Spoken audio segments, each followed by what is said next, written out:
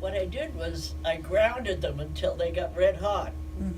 Once they're red hot, you can do anything with the metal. You can make a knot out of it, you can twist it, you know. Okay. And once I did that, I had to let the metal cool and then chip off the coating that it had on it. And then use steel brushes to clean it. And it was quite an undertaking. Beautiful work. On downtime, either there wasn't enough work for you to do on the project you were on or whatever, so you'd have 2 or 3 hours and you could do what you wanted, and I chose to make some bracelets. And they turned out to be, you know, pretty good. So they just let you use the materials at the Navy Yard? Oh yeah, but a lot of that was scrap. So what are they made out of? What Stainless steel. Stainless steel. That looks great. Yeah. Wow. They're beautiful. And so she made these during downtime at the Navy Yard when she had extra time in between. Yeah, you know. And he said, and then he says, with the other pieces, I want you to make a box with all the sides closed. So he left me there for about a couple of hours. When he came back, he told me my stairway was fit for Buckingham Palace. and that my Your box was fit for her jewels. for the Queen's jewels. Yeah, that's a great line, So isn't it? So I guess she did okay. So they hired me. Well, You know, I knew they were trying and testing me at every level. And I think I'm most proud of the fact that I never let them down. I always did a top-notch welder, and then you can be a pipe welder, which is another degree. Because you gotta get over that pipe and make sure that that seam is shut. Oh, Yeah. that's more difficult than working on it's ships? a story because although, you know, some men welcomed the women coming in, but a lot of them felt we were taking their place, that we couldn't do as well, this and that. So I was tried and tested in any way possible, and I always came out on top. What were some of the things they did to test and try you? Well, for instance, with different metals, you know, aluminum burns very fast. Stainless steel runs like water. You have to really control it, you know, so you have to know what you're doing. And they I would always test came you out by on giving top. you these different metals. As a matter of fact, there's long welding seams along every ship, and there was scuttlebutt that sometimes one of those would crack when they were out on the high seas. So I came up with an idea of putting a little patch here and there on these welds, and they called it the Peggy patch.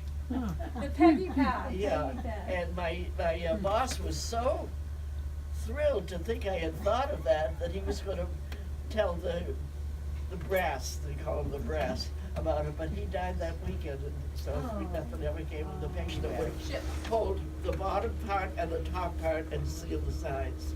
And what were you working on? You were working on big ships, and you said submarines too, right? Well, I was the only woman that ever worked on a submarine. So I she made passed, submarines. they gave me, my boss came one day and said to me, I want you to do something for me. So he had 3 pieces of metal, and they were all different. One was stainless steel, and I don't know what the others were, but anyway, he said, I want you to make me one piece out of these 3 pieces. So I did. And I said to him, well, what's that all about? He said, well, we're going to take it to the machine shop and put a stress test on it. So they did. They put it on, brought it to the machine shop, put a stress test on it, and it went way beyond what they expected. So that's how I got to work on submarines. Wow. So I read that there was still an expectation that even though women were working men's jobs, they still had to maintain their femininity. Yes. And actually makeup was not rationed. It was one of the things during the war that they did not That's ration. right. Because it was so important that women maintain their femininity. Can you talk about what that meant to you at that time? Was it important for you to feel like a woman? Well, even though you know, I never went out of the house without, you know, a little bit of rouge on my cheeks and a little bit of lipstick, although I haven't used it in years.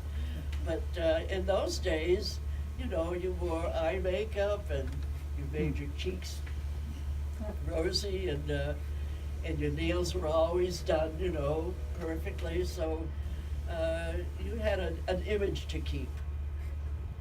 And I What- think that if we let that go and we lifted our helmet and they saw somebody with lovely hair and didn't look good, it would have been a slap, I think, to the welding Huh. that women did.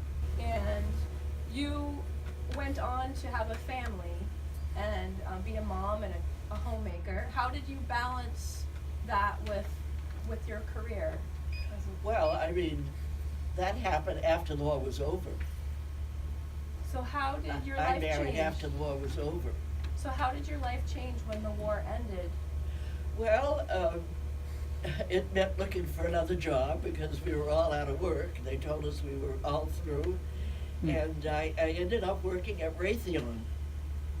I don't know if any of you ever heard of it, Raytheon. Mhm. I worked at Raytheon where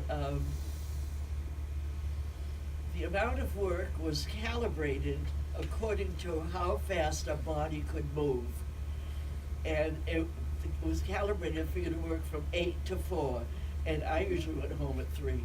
Maybe man too, that hesitate to try something new, they're afraid, and I was never afraid. They wanted me to try something, I was rare. Mhm. So I was never afraid. Some women are born to just do feminine things, and some of us are tomboys.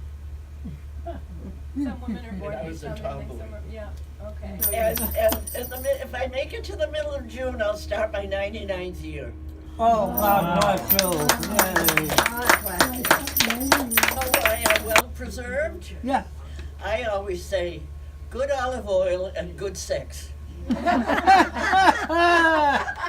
right.